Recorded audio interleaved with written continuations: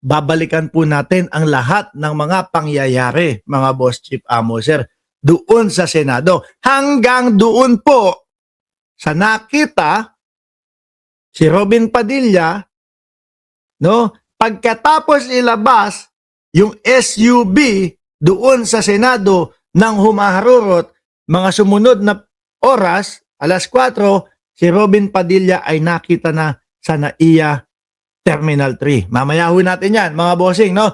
Iduduktong-duktong natin lahat ito para maganda po ang ating mga pag-uusap. Oh, okay. So unahin natin muna. Naiinis na din to si Bitag sa kanila. Yung isang tulpo ho, mga kababayan. Yung dalawang tulpo na nandoon sa loob ng Senado, medyo hindi tayo masyadong nakakarinig po sa kanila eh. Less yung mga naririnig natin sa kanila. Isang beses narinig ko si Senador, no, Erwin Tulfo, ang sabi niya, bago pa lang magpalit ng liderato. Sabi niya, nakakahiya naman po kung magpapalit ng liderato nang dahil lang po doon sa impeachment. Kailangan malaman ng mamamayang Pilipino kung ano po ang katotohanan. At malitis kung totoo ba talaga. No? Kay Senador Rapi Tulfo, hindi ako masyadong nakakarinig ho, mga bossing. Pero yung Bitag, yung pinakamatapang sa kanila, nabubwisit na po, mga kababayan. At mukhang eto, yung isang post niya, hindi ko lang nakuha. Parang pinakita doon yung mga picture nila Robin Padilla, Baste Duterte, yung mga matatapang daw, ho, doon sa DDS. Pinakita kahit sino itapat nyo dito sa akin. Papalagan ni Ben Tulfo, ni Bitag. Ano sabi niya dito sa post niya, mga bossing? Itong si Senator Peter Cayetano daw ang tumulong ipuslit si Bato sa loob ng Senado. Hindi po malayo, no? Na tama yung sinasabi. Alam naman po natin, si Alan Peter Cayetano, mga kababayan, atat na atat yan na magkaroon ng posisyon, atat na atat yan makakuha ng posisyon. Ako ho, naniniwala po ako, isa siya doon sa umuto kay Bato de la Rosa, para mapunan yung boto at para maging majority ho sila, mga kababayan. Isa, si Alan Peter Cayetano ang nag-udyok at biruin mo, sabi? Saan nakita, nakuha, o si Bato de la Rosa? Saang ban? Cayetano daw ho. Diba? Sabi ni Ma'am Merly Belen, wala nang iba, sila ang gumagawa ng drama. Philip Anos, shout out from Naik, Cavite. Itong si Senator Alan Peter Cayetano daw ang tumulong ipuslit si Bato sa loob ng Senado. Ginamit daw ang kanyang sasakyan bago magbotohan, mga kababayan.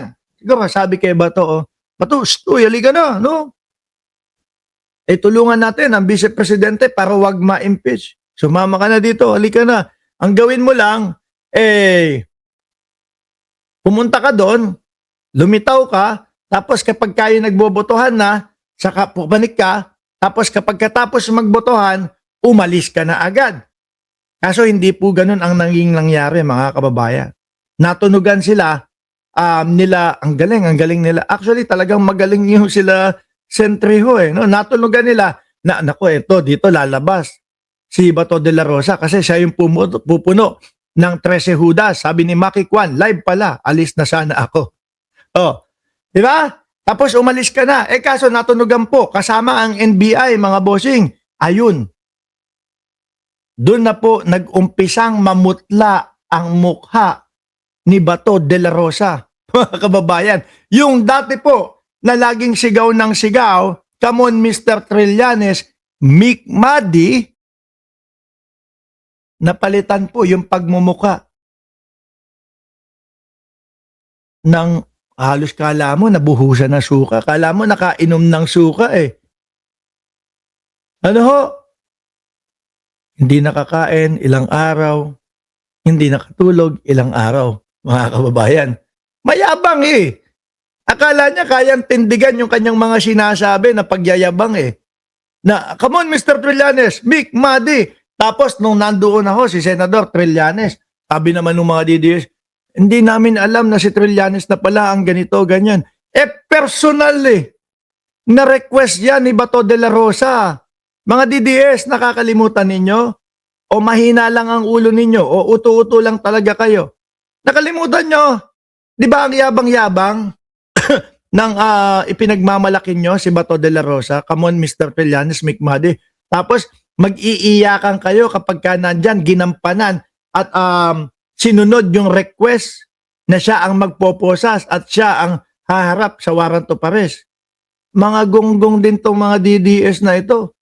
Tapos nung dati nung sinasabi ni Bato de la Rosa yon, ayan, Trillanes, inaano ka na, hinahamon ka na ni Bato de la Rosa. Bakit nagbiiyakan kayo bigla? Di ba? Bravo, Juliet, Mike. Kayo nahalata ko yung style ninyo para ma-shoutout kayo, tatanungin nyo ko, live ba ito? Gagaling kayo shoutout sa'yo. Sabi ni Imelda Vicente, come on Mark, make shoutout today. Shoutout po sa inyo. Tuloy. Ano sa palagay ninyo, Yeno Manzano, shoutout. Ano sa palagay ninyo, si Senator Peter Cayetano rin kaya ang nagpatakas kay Bato habang nagkakagulo? Mr. Ben Tulpo, no, bitag. Ako naniniwala ako, siya din yan. No?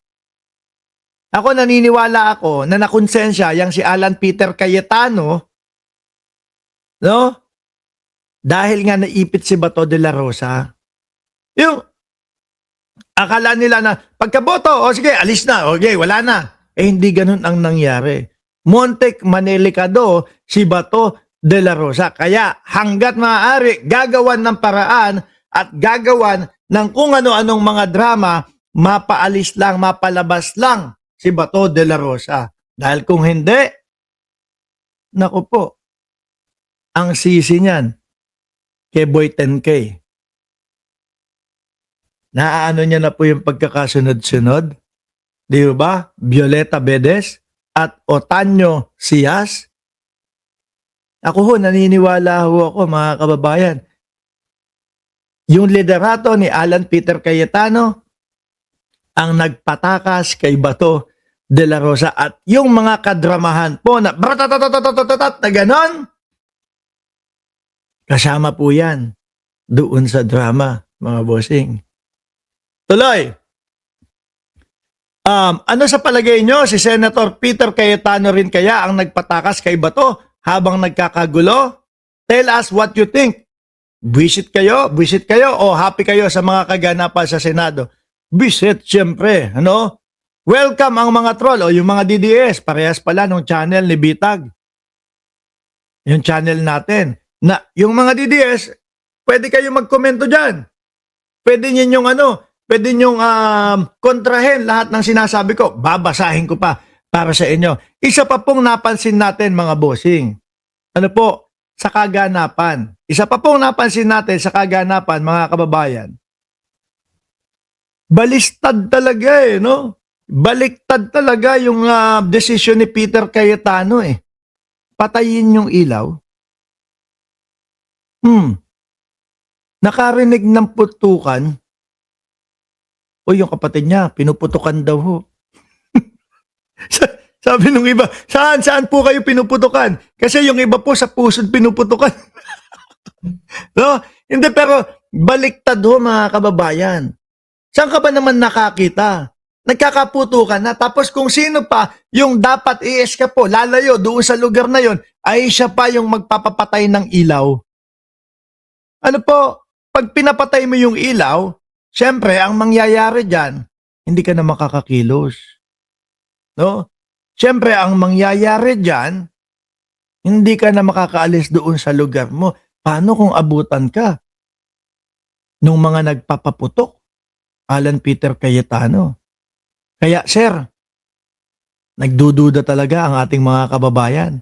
At hindi lang kakaunti ang nagsasabi na drama-rama sa hapon yung mga ginawa ninyo dyan,